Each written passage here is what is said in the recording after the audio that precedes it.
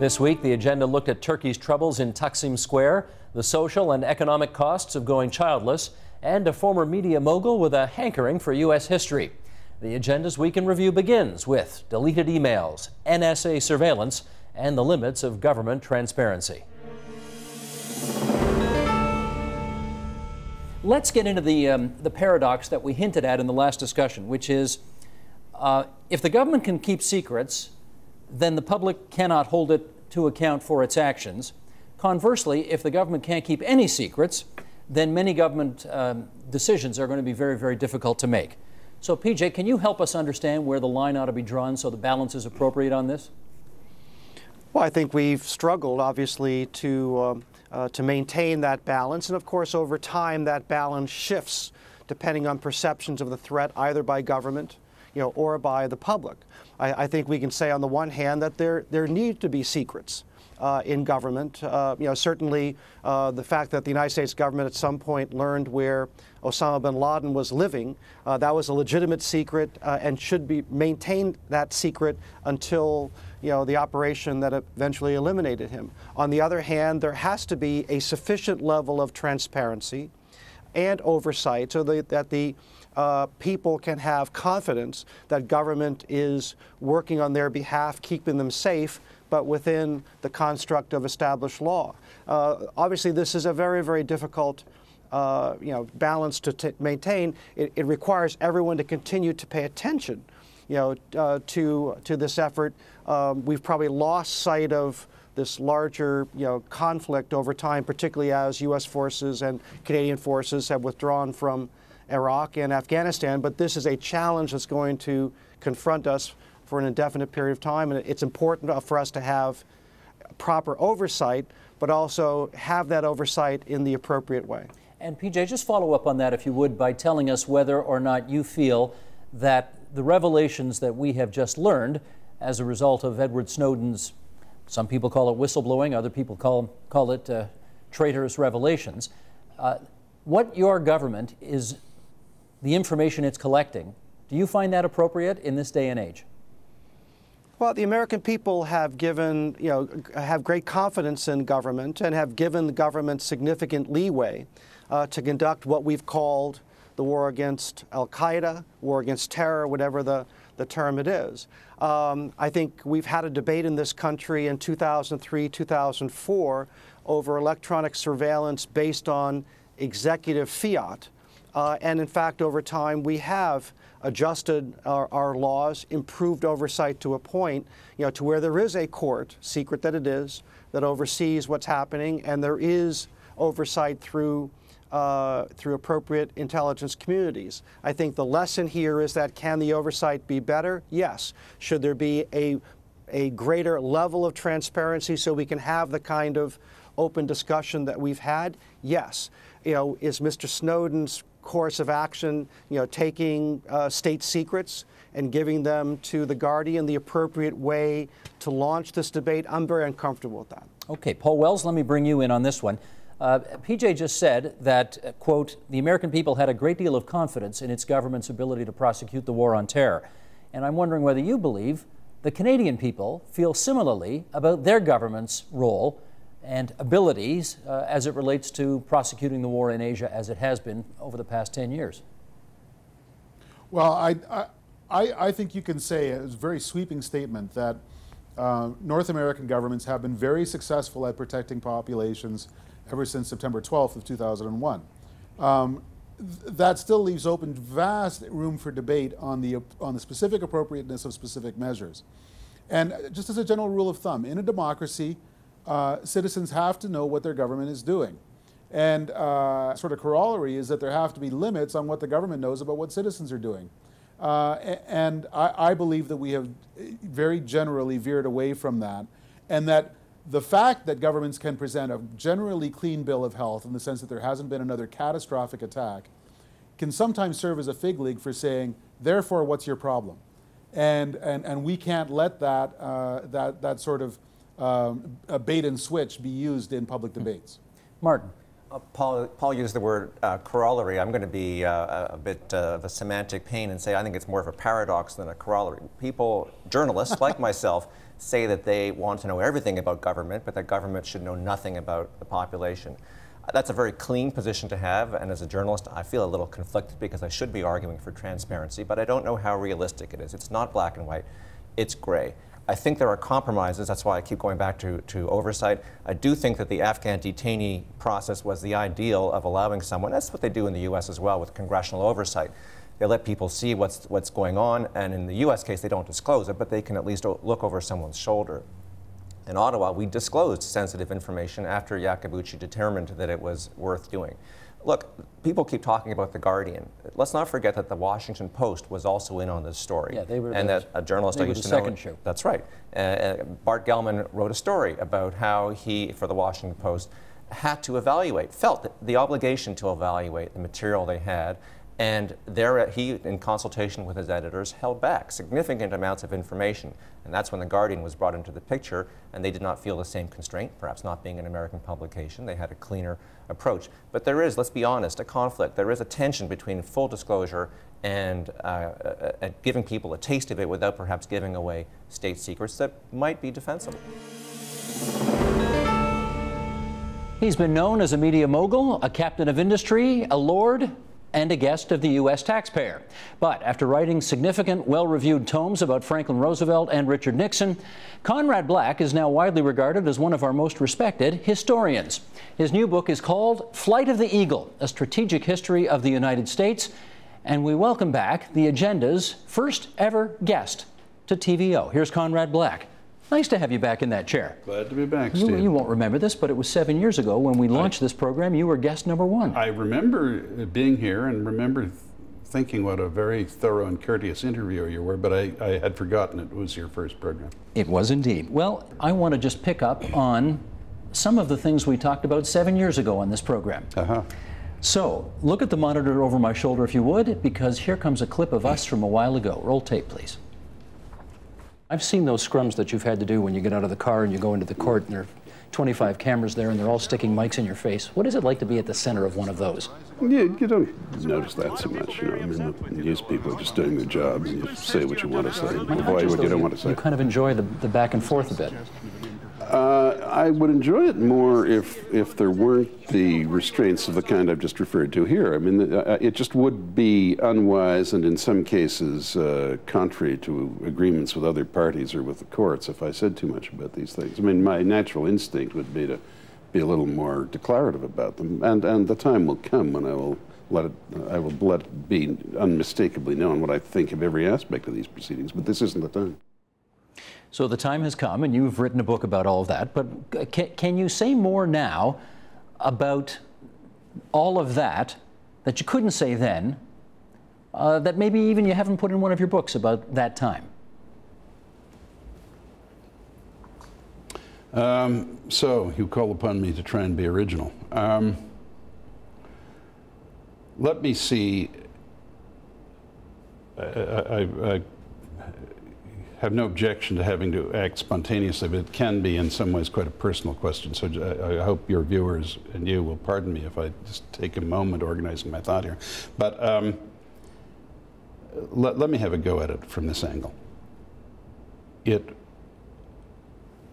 I have made it abundantly clear that I did not commit any crimes and would never dream of doing so.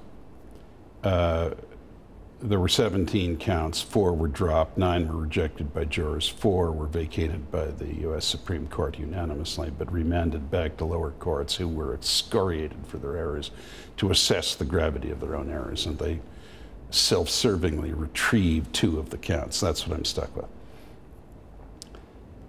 Wouldn't have happened in this country. The conduct of the prosecutors was completely dishonorable. They'd be disbarred in this country or in Britain. But it is what it is. It happened. I mean, officially, I'm a convicted felon. Now, it is with great hesitation that I get into this kind of thing, but I will make an experiment of it here. I am a rationally and moderately religious person, and I believe that life is a privilege and we have an obligation to make the most of it, whatever the circumstances. I had a very difficult time. I made the best of it I could. I did my best with it. I think it's come out well. It's receding into the past. I'm fine, I'm well. Not much that is irreplaceable has been lost. And I went through a very humiliating experience, being fired from the business that I built with my associates, and indicted and convicted and sent to prison, released and then sent back to prison. But the Bureau of Prisons and the federal court in Chicago said I was an exemplary prisoner, commended me for what I did when I was there. I did the best I could. I've done the best I could throughout this thing. And I believe that there is some likely reason, insusceptible to my discovery of it, though it is, for such a downfall as I suffered to have occurred. And I accept that, if I may say so, in a completely humble way. I mean, it's an accident of life. And I have tried to extract from it whatever lessons I could and tried to grow as a person as a result of it. It's not for me to say whether I've succeeded. I'm not making any claims at that point. But in that, as in all other aspects of it, I did my best. What do you think the reason is? Now you're literally asking me to put myself in the shoes of whatever supernatural authorities may rule the cosmos. And Steve, I have a good imagination, but I'm not going to do that. Do you think, Ambassador, this threatens the legitimacy of the Erdoğan government? I don't think so. This is not about the legitimacy of it. You must understand that this is the third time elected by increasing their votes. And his popularity rating was by Pew, not the Turkish public opinion pollers, was 62% before the event started, because he was given a credit to take on the Kurdish issue, PKK issue, and the decommissioning of arms with the terrorists, actually. And none of the governments ever tried that before.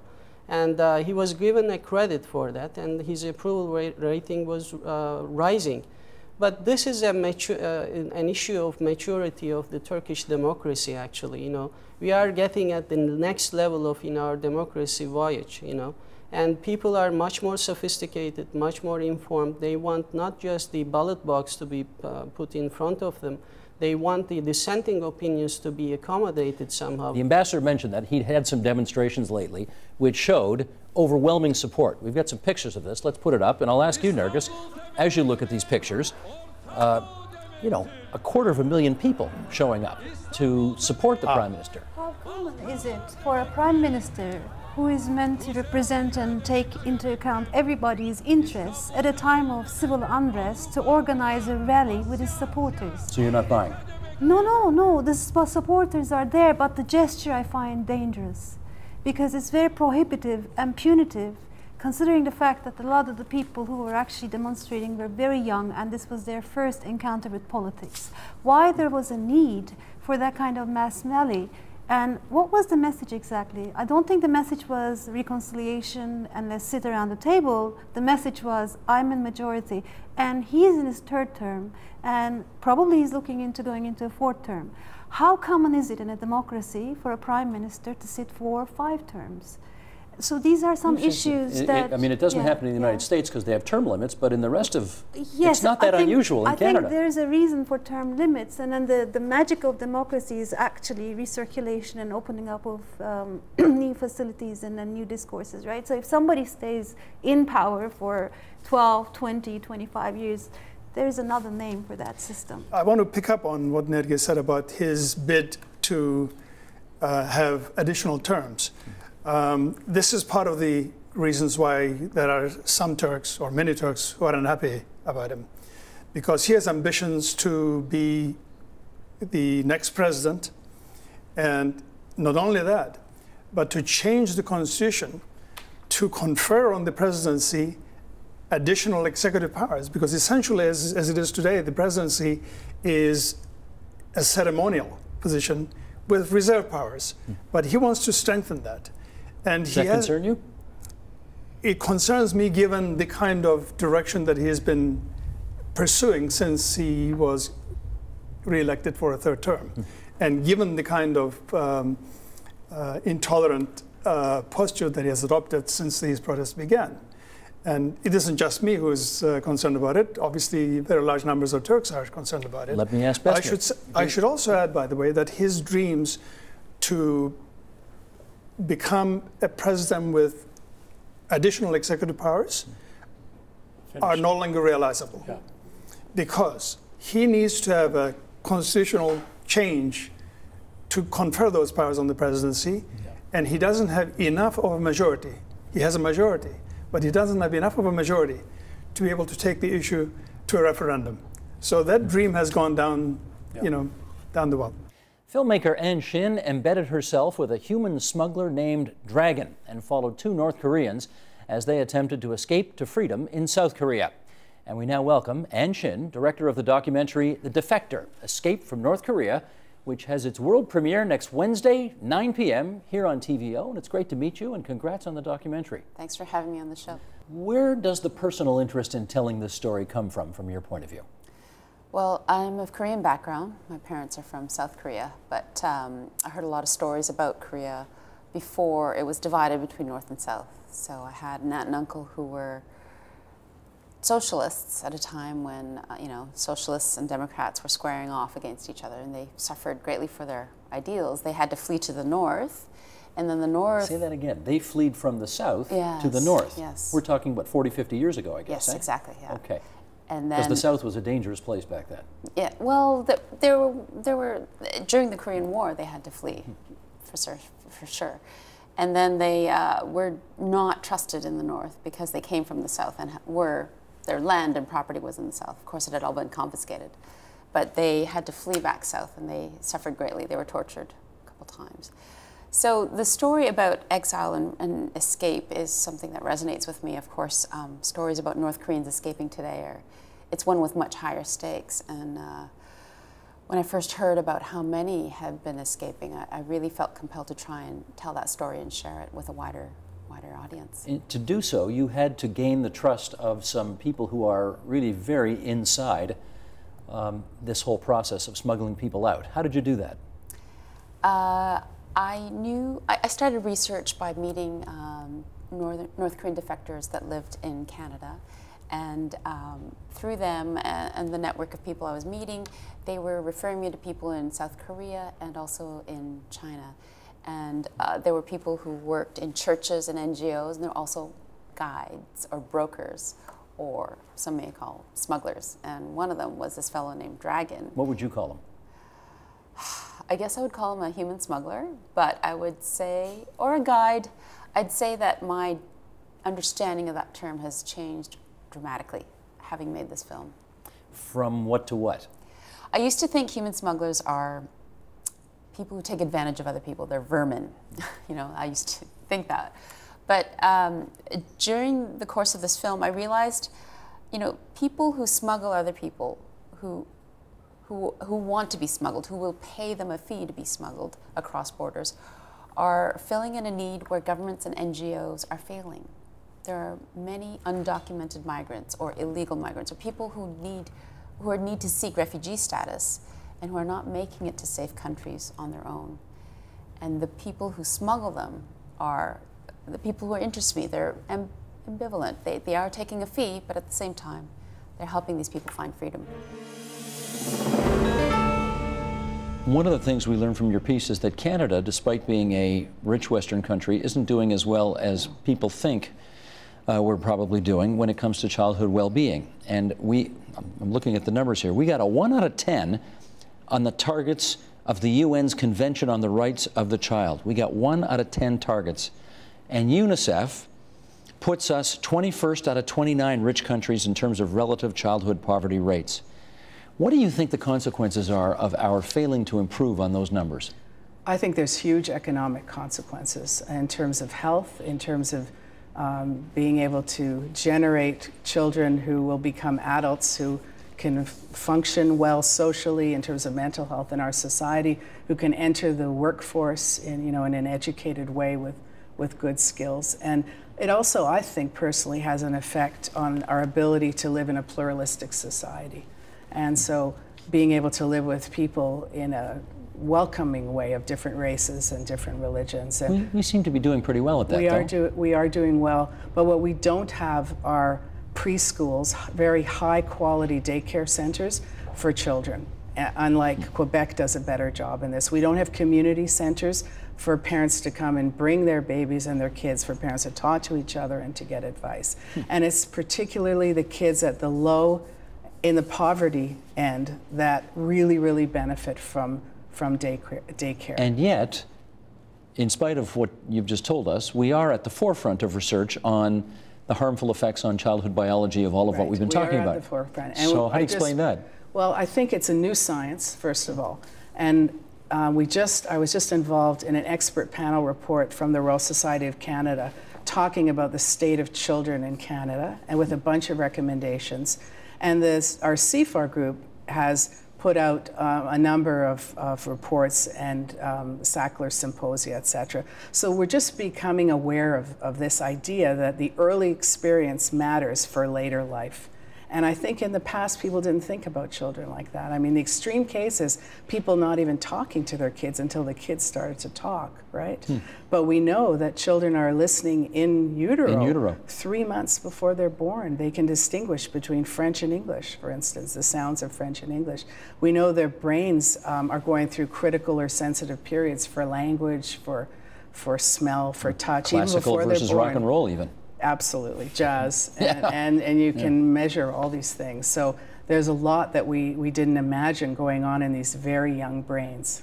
You taught, I mean, this sounds like a setup for a Letterman joke, but you did tell us about fruit flies having, that you studied, having an impact on all of this area of research. Yes. How is that possible? So the work that I've done over the years has found a single gene called foraging that makes some flies move a lot. They're initiators from a personality perspective, and others assess the situation. They sit around and assess. And this gene interacts within the environment. It interacts with your early experience, your nutritional experience, so that if you grow up in poverty as a fly versus not poverty, when you emerge and you explore your environment, you explore it quite differently. You take different risks. You have different exploratory behavior. If you grow up in nutritional adversity, you become very fat. And your foraging, food search behavior differs, your learning and memory differs. So even though it's a fruit fly, this gene that we discovered is found in all other organisms, including humans. And we can understand how it works. We can even do gene therapy in a fly. And so we can take that gene and put it in later and ask, does it fix these problems of early environment? How do you catch a fruit fly to study what a fruit fly can represent? So we have millions of flies in my lab. I mean, we give tours, and they can be studied in all kinds of fabulous ways. I mean, you can put them in tubes, stick the head out and a leg out, and ask the fly, are you hungry? And you put a little bit of sucrose on their leg, and they stick out their tongue, basically saying, feed me. And so you can ask them questions. You can see if they learn and remember. If you have two flies fighting, a young fly will watch, and when you pair that young fly with the winner, the young fly will act like a wimp. And if you pair that young fly with the loser of the fight, he'll act like a big shot. So they even have social cognition. They even learn from their peers. Fruit flies? Fruit flies, yes. Extraordinary. And we can find the molecules in the brain. We can change the levels of them. We can understand from birth what neurons gave rise to those molecules, how the environment affects whether it's going to be a neuron or a glia, what the brain connections might be. So it's way simpler than mice or humans, but in a way there's a lot of advantages. And that is the Agenda's Week in Review. You can see all of those programs in their entirety on our website, theagenda.tvo.org, on our iTunes channel, or on our YouTube channel. That's youtube.com/theagenda. Support Ontario's public television. Donate at tvo.org.